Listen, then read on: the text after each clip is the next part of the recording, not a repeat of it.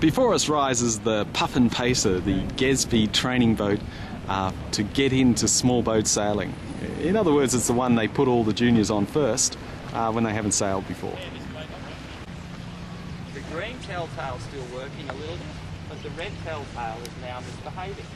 You can see that it's flapping around. You can only see its shadow, but you can't see it closer to the sail. So let's push away on the tiller a little bit, bring the boat closer to the wind, and now both the telltales are streaming. If I head up into the wind too far, you can see that the red telltale is still streaming back, but the green telltale is now misbehaving a bit. So that's telling us that the wind is not streaming neatly past the inside of the sail, it's misbehaving. So to get it right, we bear away a bit, pull on the tiller a little bit, until both the telltales are streaming back. Hey, they're ready to sail. So we jibe around the wing mark here and we sail down to the bottom mark. And when we get to the bottom mark, we sail back up to the wing, up to the top mark again. On the water, obviously when things are happening and a decision has to be made, the skipper has the final word. So if the skipper says we're attacking now, this is what you're doing, please unclean the jib, we're going to attack. Obviously that's what Evelyn needs to Doonsberg, respond. head It's about coach. predictability and knowing what's happening on the water. Okay, so if you're sailing, so if you're swapping around like you guys on the paces, just swap about. Okay, so you need to help each other. So you need to leave your boat and go and help someone else, and then the crew holds the front in the water or something, and you, four of you, go and help another boat into the water. Club Commodore Julianne surveys the beautiful sea.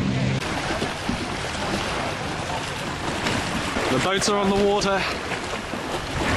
They're ready to sail in this beautiful 10 to 12 knot wind.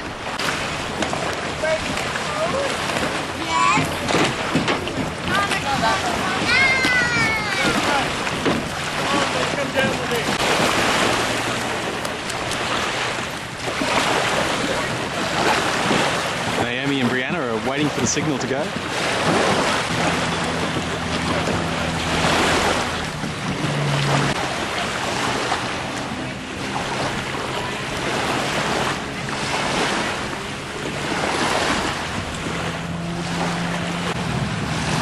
Rescue boat ready to go.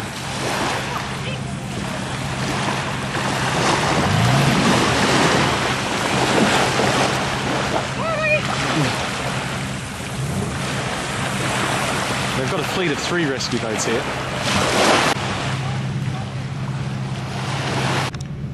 Marianne, can you spot Naomi and Brianna? I think that's them there, but I do need binoculars, yeah. The one that's bobbing up and down, not moving. And let's make Gavin the chairman of the board. There they are. They're out. They've got a little bit of wind. The bay is beginning to liven up. The boats are beginning to move.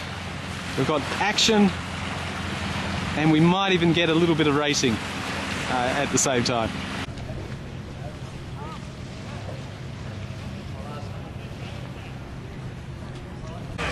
I can't believe it.